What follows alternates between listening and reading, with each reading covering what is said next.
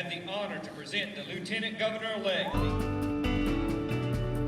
Almost 2 full weeks in, how's it going? It feels good. They tell me that I'm having fun, and I'm trying to figure out if it's real fun. I couldn't wait to actually get and start doing the job, because that way I at least had some semblance of a routine. I know where I'm supposed to be every day, 12 o'clock. I'm going to be presiding over the Senate. Has it sunk in on you yet that you are here in the job doing the work that you campaigned so long for? Once I actually won, it was, do you know what you won? You know, that it was awe for me.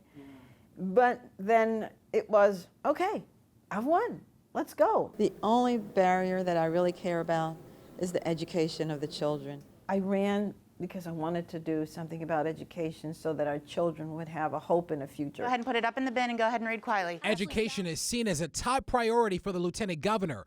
Prior to becoming lieutenant governor, she was appointed to the Virginia Board of Education by then Governor Bob McDonnell in 2011. This week I went to visit a school, and you know, the school, majority black, and the children are already 2 years behind before COVID, and now that the schools have been closed most of the time, I'm told that they're now 4 years behind.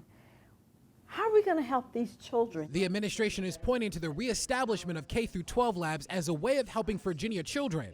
In an agreement signed last week, the creation of school labs, where a school partners with a college or university to focus on specific curriculum, is seen as a way of helping underserved communities and improving education. I'm told by one university that they had a thriving program helping the underprivileged children, especially successful. Any help? Are you okay, Kaylee? Earl Sears says she wants the children of Virginia to have a fair shot at opportunities like she had growing up. She was born in Kingston, Jamaica, and immigrated to the U.S. when she was just 6 years old. When my father came with only $1.75, he took any job he could find, put himself through school, and now he's comfortably retired. And here I am. You know, I'm the one who came off the plane as well. And so I want them to understand, I did nothing special to get here. All I did was stay in school and study. Virginia's children were the cornerstone of the Youngkin and Earl Sears campaign. We should not use inherently divisive concepts in schools. Governor Glenn Youngkin signed an executive order banning critical race theory and other divisive concepts in school. Although it's created considerable emotion, few understand what critical race theory, or CRT, is all about. Critical race theory is a scholarly concept that suggests racism is not just the product of individual bias or prejudice, but something embedded in our legal systems and policies. There seems to be, at least among some, that there's an attack on history. Someone with your rich background understands the importance of that. How do you talk to parents that are concerned that history is being attacked and not being allowed to be taught in schools? So I keep hearing that critical race theory is not taught in schools. So they may not use the term critical race theory, but it's there. It's semantics, and these word games help no one. I have information, for example, that shows, for example, Loudoun Public Schools paid more than $300,000 on critical race theory. I'll give you an example. I just happen to have some information here because I was fact-checked once again.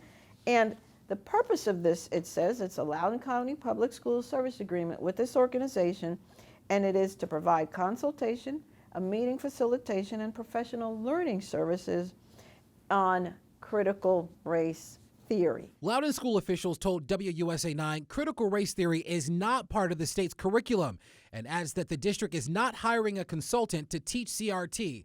A statement from the superintendent last March explained that the contract was related to an equity assessment and provided training for LCPS staff, not students.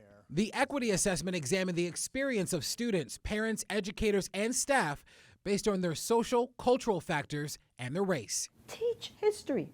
My God, we learn from history that we don't learn from history, so we have to teach the good, the bad, and the ugly. But like any new administration, Youngkin and Earl Sears have to find their legislative footing.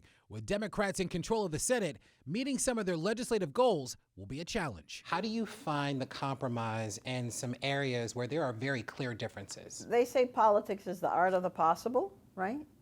So you negotiate. I believe that Democrats, as well as Republicans, we're trying to all get at the same thing, and that is for the child to have a hope in the future, to have a good education.